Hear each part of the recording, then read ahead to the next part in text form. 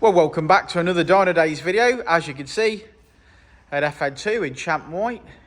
This one is having all of it, as I like to describe it. Yes, it's having a supercharger kit fitted, so lots of workshop work before it hits the dyno for tuning. But it is a beautiful car. We're also modifying some wings on it, painting a bonnet, etc. So a lot going on, but it's very exciting, and we shall go through step by step of where we've got to. So here we go.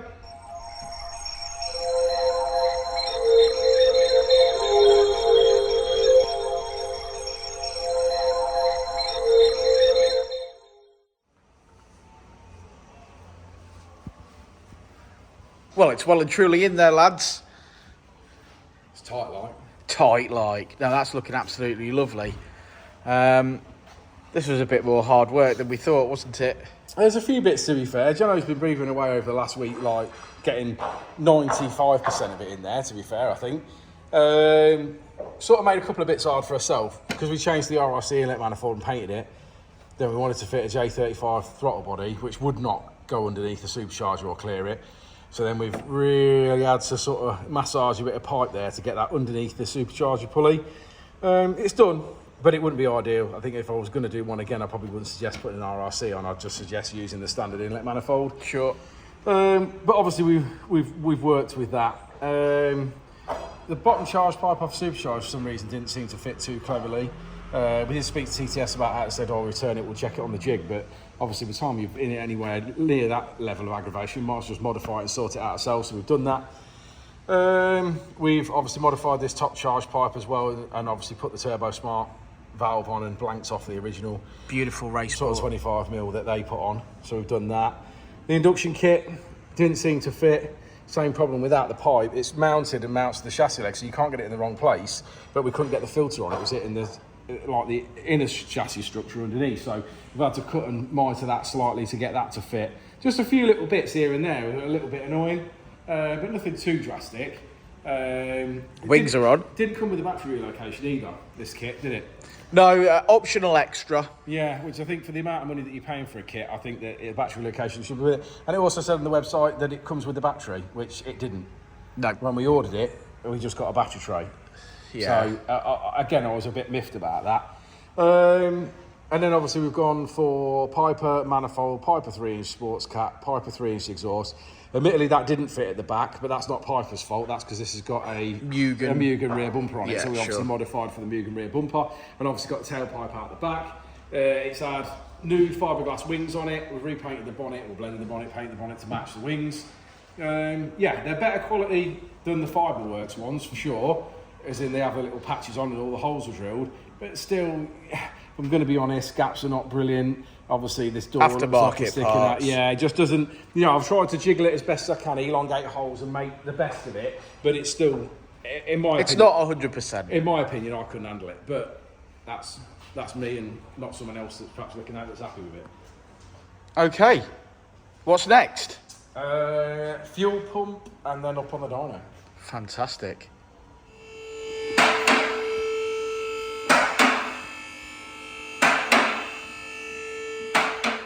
Okay, so the TypeR system, as you can see, true 3-inch sports cat, true 3-inch sports cat. And yes, as you would imagine, fits perfectly up until the point where the Mugen rear bumper is involved. Then our Richard's had to modify this section here to make it go through that hole, as you can see. Yeah, normally this is a triangle. This end piece is just, we obviously use a triangle normally. This end piece is just like a sleeve joint. I decided to weld it because I thought it'd look neater and nicer. I was modifying this section anyway. I had to move the hanger and obviously move the orientation of this and that, and just get it through the, through the tailpipe basically, just through the finisher. Well, it looks fabulous. Which obviously you can't blame Piper for that because they've done it on a completely different exhaust, on a different bumper. So yeah, sure. It is what it is. But yeah, lovely. Lovely. Lots of hard work got into that. Well done, Jono. Well done, Richard. Oh yeah, they're nice, Rich.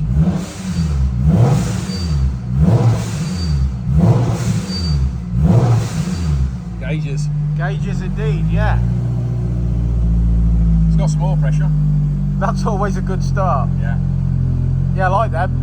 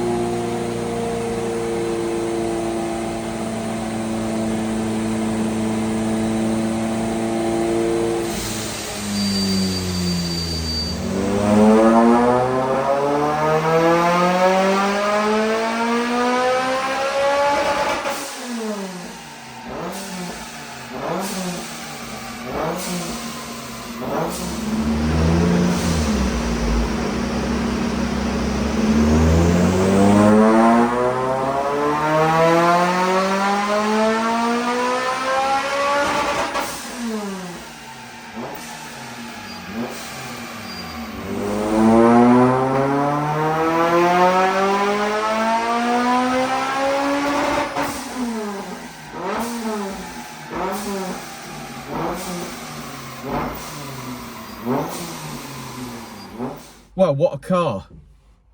Been some work, this car. It's had a lot of work. And you know, when you do something for the first time, you're not necessarily sure that everything's going to go according to plan. But there's a few different things going on with this car, though. We went with a TypeR manifold, TypeR 3-inch sports cat, TypeR 3-inch exhaust. All no problem. Didn't fit at the back, but it's got the Mugen rear bumper on it. Because TypeR didn't develop it on a Mugen. Exactly, TypeR didn't develop it on a Mugen, so we had to modify that. Like I say, it's no one's fault, that's just the way it is. The TTS kit, whilst 90% of the kit fitted, we fitted an RRC inlet manifold. Well, that started some problems for us, didn't it? Because we were almost struggling to make the supercharged fit across the top, because there was some little noggin pieces, obviously, where bits fit onto the RRC, and obviously they were hitting the bottom of the supercharger shaft. So obviously had to deal with that. That obviously changed the angle of the throttle body. It was supposed to have a J35Y, wasn't it? It was supposed to have the bigger throttle body on. No chance. No chance. Won't fit. Couldn't fit. Won't fit. So then we were looking at, well, we've got to go back to the original. And to be honest, that's been the source of a few of our problems. The top pipe, obviously, we generally modify because we changed the dump valve anyway. But obviously, we've had to make that. So we've sort of almost had to make a pancake section to go underneath the pulley. Now, whilst that cleared, and there seems to be around 5 mil of clearance on it, once we've been on the dyno, that's caught now, hasn't it? So obviously, as the boost circuit's filling up, it just swells a little bit. It obviously lifted it up and it's caught the bottom of the thing. So we're still going to have another look at that, even though we've now sort of technically finished with the car. But obviously, I think what I'm going to have to do is cut the pipe and then reverse a piece going into the pipe. Rather than trying to squash the pipe down, I think I'm going to turn the pipe and have it like almost like a clever stuff, have it that way. So I think that's what we're going to do to make sure it clears and we don't have any further issues. But sometimes that's the way these things work. Until you've driven the car or you've tested it, you don't know if it's going to work or not. This is the life of a fabricator, my friend. It is. So we've got to have a look at that. But other than that, it's been fault free, which is really, really good. No leaks, nothing horrible going on. Hey, some good parts though. Yeah, we fitted. He had some Mugen gauges which he fitted, so we've put them into the engine on sensors and everything, and put all them in. They all seem to be working nice while we've obviously been mapping. Yeah, a little bit. I feel a little bit let down on the TTS kit again. We've touched upon it. I don't want to moan, but the word kit suggests. Yeah, the word kit suggests that when you buy that, you're going to put it on the car and it's all going to work. And it's everything you need. Yeah, and it does appear that certain things didn't fit and they needed fettling and whatever. And while that's fine, whilst it's in a shop and it's getting done, the guy, for example, that starts it on a Friday night and thinks that he's going to get that sorted because he's going for mapping on Monday morning or whatever, he's going to be unable to do it. Because it's not massively complicated, but it does take a certain amount of finesse and adjustment and making things fit. Like we had to modify the induction kit. All right, admittedly, we had to modify the top hose. Some of that is our choice. Some of it was because of the inlet.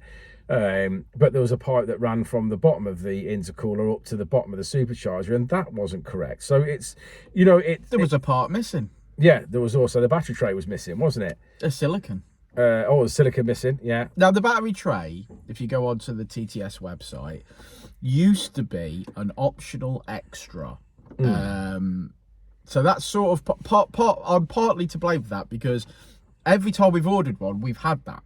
Yeah, it's always came with the kit. Yeah, but on this occasion, because you can't fit the kit without relocating the battery. Of course. So, but on this occasion, it didn't. And when I phoned up to get it, obviously I had my first instance was it's missing from the kit, but no, it wasn't. It was in fact an optional extra that hadn't been ordered at the time of placing the supercharger kit order. But they got one out to us next day, which was fine.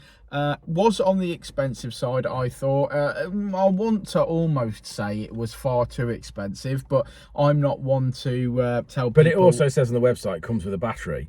And it didn't come with a battery. Originally, the optional extra did say it came with a battery tray, a battery, and cabling and brackets and that sort of thing. Yeah. But it doesn't but what I'm saying is you didn't get a battery.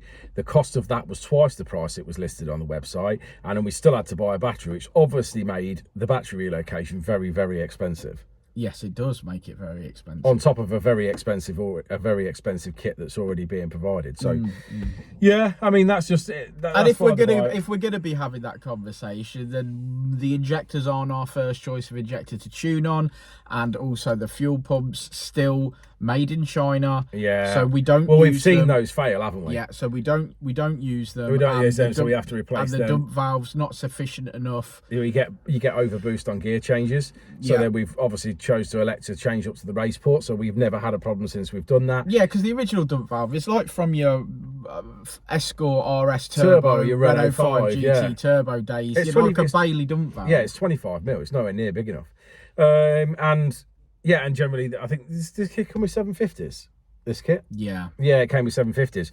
We obviously elect to tune on thousands. So, all right, some of it is our choice, some of it isn't. But again, it still seems to be that it's a kit, and you're still having to replace parts / buy parts to make it work. It's a lot of money. It's for any stretch of the imagination, it's an expensive modification supercharging one's FN2. Oh yeah, 100%. And I think you got totally worth it in the sense of the end result, but yeah, very expensive. You got to get it right. You got to get these parts right, and you end up with a fabulous result like today. And the many FN2s that we've now supercharged are absolutely fabulous. But that's because we've elected to swap some parts out, do things the way that we want to do it, and yeah, we get a great result. And this one is no exception. This is a brilliant car.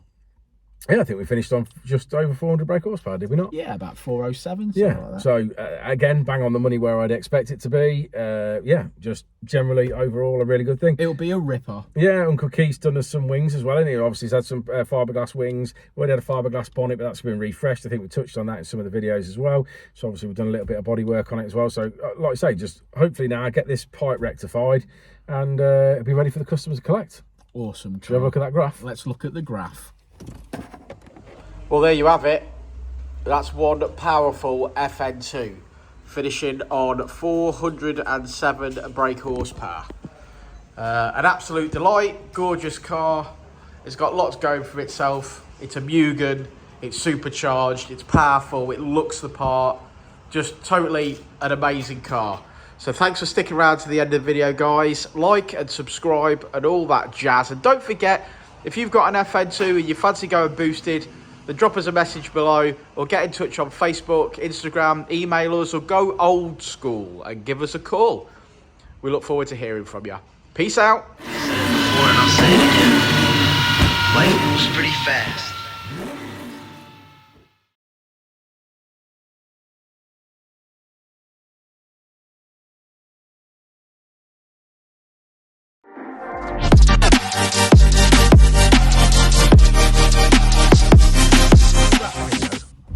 I want to turn the light off and make it look stupid. Okay.